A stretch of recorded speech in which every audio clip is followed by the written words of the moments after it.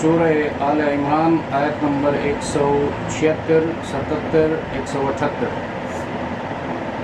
نحمده ونصلي على رسوله الكريم اما بعد فاعوذ بالله من الشيطان الرجيم بسم الله الرحمن الرحيم ولا يحزنك الذين يسارعون في الكفر إنهم لن يضروا الله شيئا يريد الله ألا يجعل لهم حظا في الآخرة ولهم عذاب عظيم إن الذين اشتروا الكفر بالإيمان لن يضروا الله شيئا ولهم عذاب أليم ولا يحسبن الذين كفروا أنما نملي لهم خير لأنفسهم إنما نملي لهم ليزدادوا إثما ولهم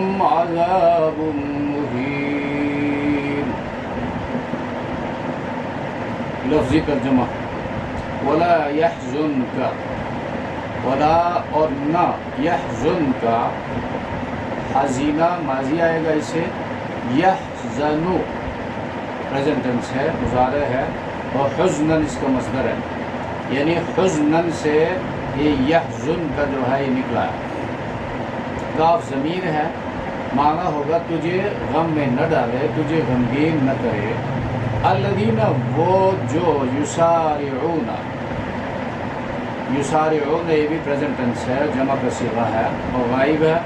سارع یسارع مسارعۃ تیزی سے کام لینا دوڑ دھوپ کرنا. فی الکفر کفر میں کفر کی راہ اختیار کرنے میں انہم بے شک وہ لن یضروا اللہ قطعاً کوئی نقصان نہیں پہنچا سکیں گے اللہ کو شیئاً یہ کامن ناؤن ہے نکرہ کچھ بھی ذرا بھر بھی. یرید اللہ اللہ چاہتا ہے اللہ یہ ان اور لا کا مرکب ہے کمبینیشن.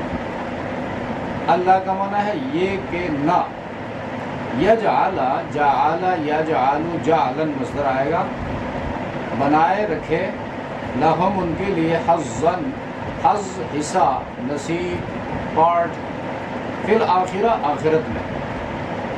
وَلَهُمْ اور ان کے لیے عذاب عظیم یہ موصوف اور صفت ہیں مرکب توصیفی اس کو کہا جاتا ہے ان کے لیے بہت بڑا عذاب ہے. ان الذین اشتروا الکفر بالایمان ان بے شک یقیناً الذین وہ لوگ جنہوں نے اشتراؤ ماضی جمع مذکر غائب اشتراء ان مصدر ہے اسے نکلا ہے خریدا. الکفر حق کا انکار کفر کہلاتا ہے. بالایمانی بدلے ایمان کے عوض لن یضروا اللہ وہ اللہ کو نقصان نہیں پہنچا سکیں گے شیئاً کچھ بھی. ولہم اور ان کے لیے عذاب علیم موصوف صفت ہے یہ بھی عذاب ہے دردناک. علیم جو ہے یہ صفت مشبہ ہے یعنی جس کا علم جس کا درد کبھی ختم نہ ہو.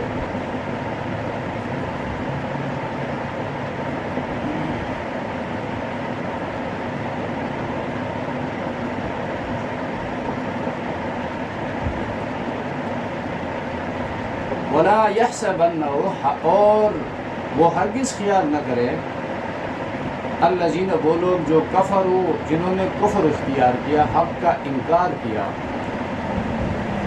انما بے شک جو نملی یہ املا ان مصدر سے مضارع جمع متکلم کا صیغہ ہے ہمارا مہلت دینا.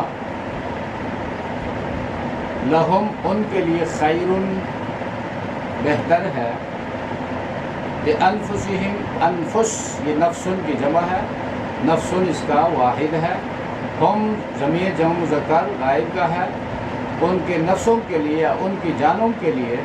انما بے شک نملی مہلت دیتے ہیں ہم لہم ان کے لیے لیزدادو لیزدادو یہاں لام عاقبت ہے، کسی چیز کے انجام اور نتیجے کو بیان کر رہا ہے۔ یزدادو ازدیاد مصدر سے مضارع جمع مذکر غائب کا صیغہ ہے، تاکہ بڑھ جائے اسمن گناہ میں، وَلَهُمْ اور ان کے لیے عذاب موصوف ہے، اور مہین یہ اہانت مصدر سے اس کے فاعل واحد مذکر ذو اہانت یعنی رسوا کرنے والا، رسوا کن عذاب ہے ان کے لیے۔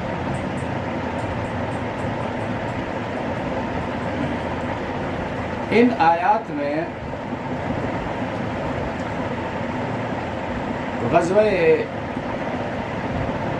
احد کے متعلقات کا بیان ہے، اور آیت کا خلاصہ یہ ہے کہ کافروں کی کارروائیوں سے اسلام کی ترقی نہیں رک سکتی، اور یہ جو کافروں کو کچھ دنوں کی مہلت مل رہی ہے یہ ان کے حق میں بہتر نہیں ہے۔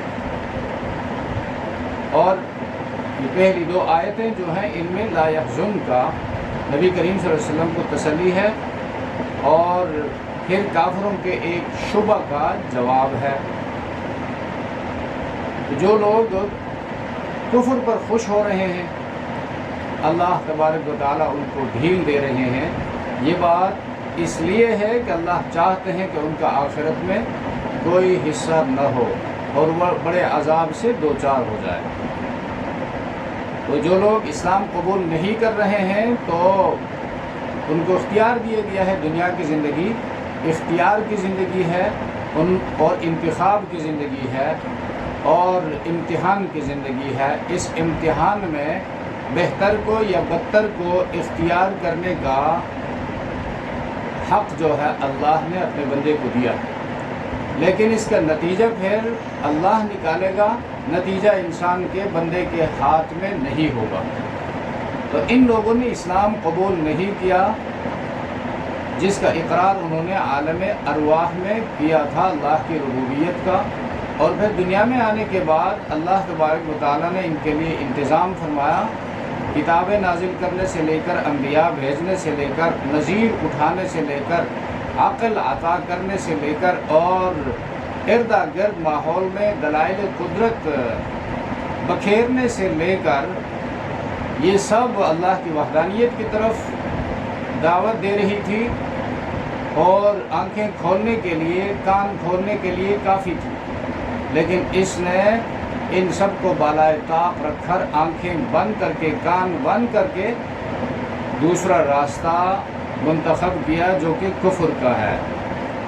تو اس سے اسلام کی ترقی نہیں رک سکتی، اس کو اسلام کی ترقی کو یہ لوگ نہیں روک سکتے، اور اسلام کا پھیلنا مقدر ہے، وہ پھیل کر رہے گا، اور منافقین جو ہے وہ منہ کی کھائیں گے، ان کو آخرت میں دردناک عذاب سے واسطہ پڑے گا۔ تو ان آیتوں میں یہ کچھ بیان ہوا ہے۔ یہاں پر فرمایا وَلَا يَحْزُنْكَ الَّذِينَ يُسَارِعُونَ فِي الْكُفْرِ إِنَّهُمْ لَن يَضُرُّوا اللَّهَ شَيْئًا۔ تو یہ حزن پیغمبر علیہ السلام چونکہ رحمت للعالمین تھے، اور وہ چاہتے تھے کہ اللہ کے تمام بندے مجھ پر ایمان لے آئے، اللہ کی وحدانیت کو تسلیم کرے، اور اس کے لیے پیغمبر علیہ السلام آخری انتہا تک جاتے تھے، ایک ایک سے ملتے تھے، ہجوم میں جا کر ملتے تھے اور سفر میں دعوت دیتے تھے۔ سب کا حاصل یہ ہوتا تھا کہ یہ لوگ راہ حق کو اختیار کرے اور نفاق کو چھوڑ دے، کفر کو چھوڑ دے، شرک کو چھوڑ دے، بس اللہ کے ساتھ مخلص بن کر زندگی بسر کرے۔ لیکن اس کے باوجود لوگ اپنے مفادات کو دیکھتے تھے، اور جہاں کچھ ان کو فتح و کامیابی نظر آئی، مفادات ملتے نظر آئے، وہ اس طرف مائل ہوتے تھے۔ تو نبی کریم صلی اللہ علیہ وسلم پریشان ہوتے تھے، محزون ہوتے تھے، غمگین ہوتے تھے، تو اللہ تبارک و تعالیٰ نے اپنے پیغمبر کو تسلی دی، لا یحزنک، اے پیغمبر ان کے منافقانہ کردار کو دیکھ کر آپ غمگین نہ ہو جاؤ، آپ کو غمگین نہ کرے۔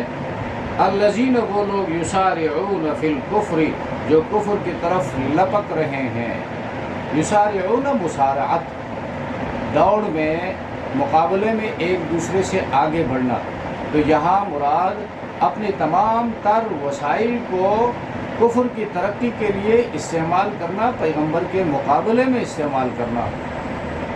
تو نبی کو تسلی دی کہ تم اپنا کام کرتے جاؤ اور ان کی یہ حرکتیں آپ کو پریشانی میں، آپ کو غم میں نہ ڈالیں۔ انہم لن یضروا اللہ شیئا، بے شک یہ لوگ اللہ کو کچھ بھی نقصان نہیں دے سکیں گے۔ یہ تو مہلت کی زندگی ہے اور ان کو مہلت دی گئی ہے اخلاص اور نفاق میں، کفر اور شرک میں، اور یہ انتخاب خود ان کا ہے۔ انہوں نے کفر کا انتخاب کیا، نفاق کا انتخاب کیا، تو یہ اللہ کو کچھ بھی نقصان نہیں پہنچا سکیں گے۔ اگر ساری دنیا بھی کفر پر اکٹھی ہو جائے تو اللہ کو کچھ نقصان نہیں پہنچا سکتے۔ من جاہد فإنما یجاہد لنفسہ، جو کوشش کرتا ہے اپنی جان کے لیے کوشش کرتا ہے۔ تو لن یضر اللہ شیئا، اللہ کو نقصان نہیں پہنچا سکیں گے کچھ بھی، بلکہ بل یضر نفسہ، اس کا نتیجہ یہ نکلتا ہے وہ اپنے آپ کو نقصان پہنچاتے ہیں۔ یرید اللہ الا یجعل لهم حظا فی الآخرہ، اللہ چاہتا ہے کہ آخرت میں ان کا کوئی نصیب نہ ہو۔ نصیب سے مراد جہنم تو اٹل فیصلہ ہے ان کے لیے، یہاں جنت مراد ہے۔ اللہ کی رضا اور رضامندی کا مقام، جنت میں سے ان کو کچھ حصہ نہ ملے، اس سے کہ حصہ اس وقت ملتا ہے جب صحیح معنوں میں وہ ایمان لے آئے اور اخلاص کے ساتھ پیغمبر کے ساتھ مل کر کام کرے۔ وَلَهُمْ عَذَابٌ عَظِيمٌ، اور ان کے لیے بہت بڑا عذاب ہے۔ دیکھو عذاب میں سے حصہ ہے اللہ یجعل لهم حظا، ان کے لیے کچھ حصہ، کچھ نصیب مقرر نہ کریں، یعنی اپنی رضا میں سے، اپنی جنت میں سے۔ اور جہاں تک عذاب کا ذکر ہے اس کی طرف وہ دنیا میں ہی جا رہے ہیں، تیاری کر رہے ہیں۔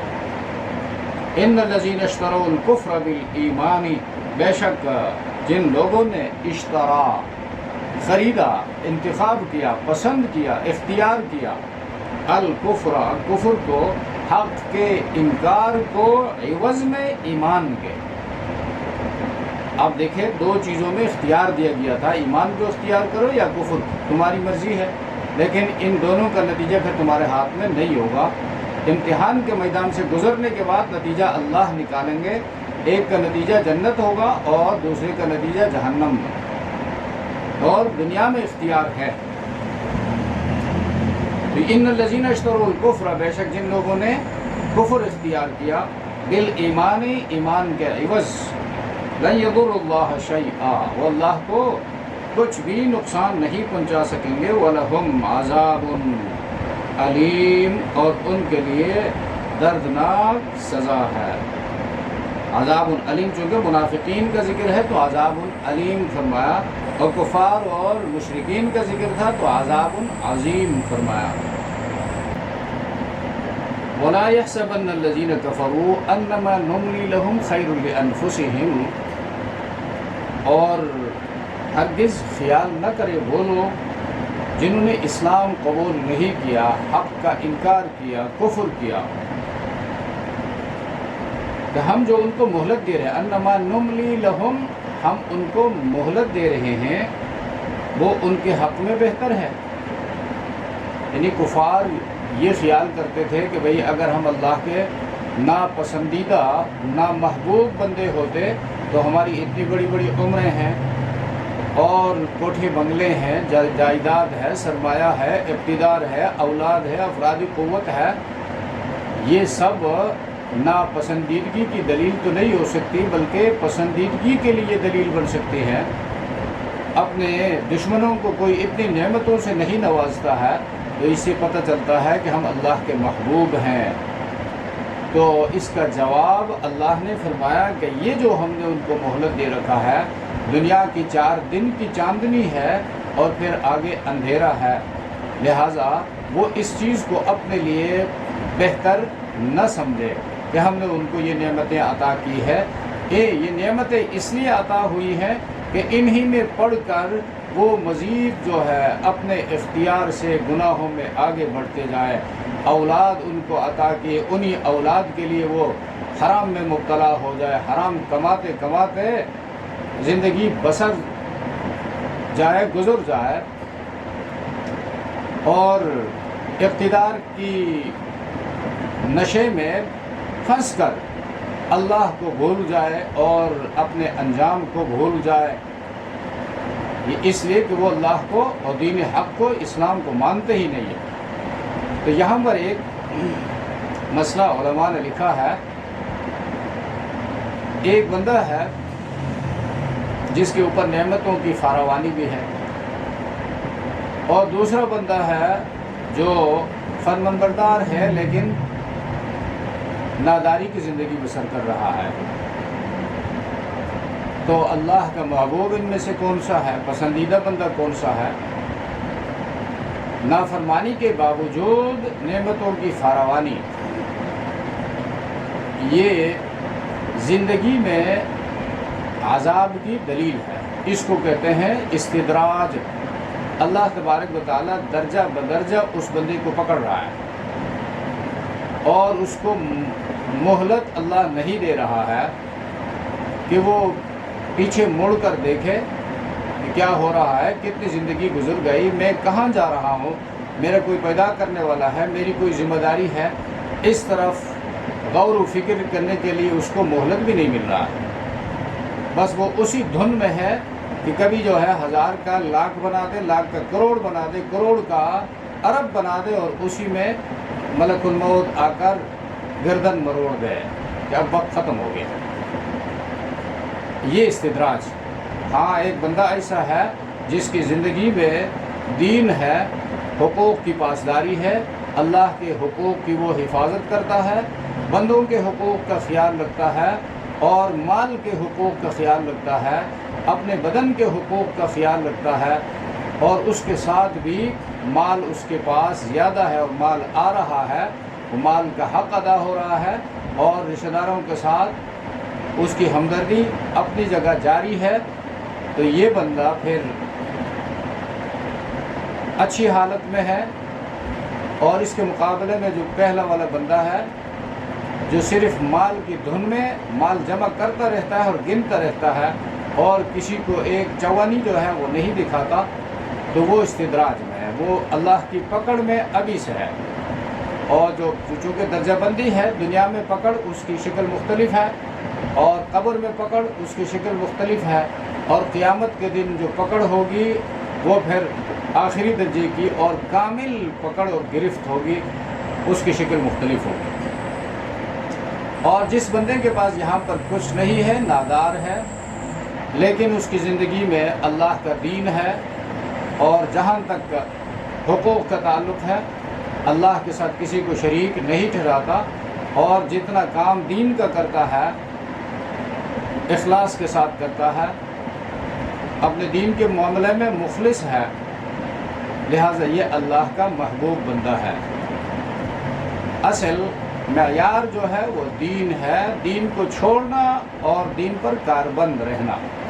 دین پر کاربند رہنے والے اللہ کے محبوب ہیں، دین کو چھوڑنے والے اللہ کے مبغوض ہیں، اگرچہ دنیاوی لحاظ سے کتنے خوشحال کیوں نہ ہوں۔ اور حدیث میں آتا ہے ان اللہ یعطی الدین لمن یحب ولمن لا یحب، ان اللہ یعطی الدنیا ان اللہ یعطی الدنیا لمن یحب ولمن لا یحب، اللہ دنیا اس کو بھی دیتا ہے جس کو پسند کرتا ہے، اور اس کو بھی دیتا ہے جس کو پسند نہیں کرتا، یعنی مومن اور کافر دونوں کو دنیا دیتا ہے۔ بہت سارے کافر ہیں جو اربوں میں کھیل رہے ہیں، اور بہت سارے مسلمان بھی ہیں جو کروڑوں اربوں میں زندگی بسر کر رہے ہیں۔ وَلَا يُعْطِ الدِّينَ إِلَّا لِمَن يُحِبُّ، اور دین نہیں دیتا ہے مگر اس کو جس کو محبوب رکھتا ہے. تو دین کے ساتھ پھر مال کی بات نہیں. دین اس کو دیتا ہے جس کو محبوب رکھتا ہے، اور مال محبوب رکھتا ہے یا مبغوض رکھتا ہے، دونوں کو دیتا ہے. تو یہاں پر فرمایا وَلَا يَحْسَبَنَّ الَّذِينَ كَفَرُوا أَنَّمَا نُمْلِي لَهُمْ خَيْرٌ لِأَنفُسِهِمْ. یہ مہلت دینا ان کے حق میں بہتر ہے، یہ خیال نہ کرے کفار. إِنَّمَا نُمْلِي لَهُمْ لِيَزْدَادُوا إِثْمًا. بے شک ہم ان کو مہلت دے رہے ہیں کہ وہ گناہوں میں بڑھ جائے. اسما نافرمانی میں اور سخت ہو جائے. تو جو نافرمانی میں آگے بڑھتے جائیں گے اللہ کا عذاب ان کے حق میں سخت ہوتا جائے گا. وَلَهُمْ عَذَابٌ مُهِينٌ. اور ان کے لیے رسوا کن عذاب ہے. عذاب مہین رسوا کن عذاب ہے.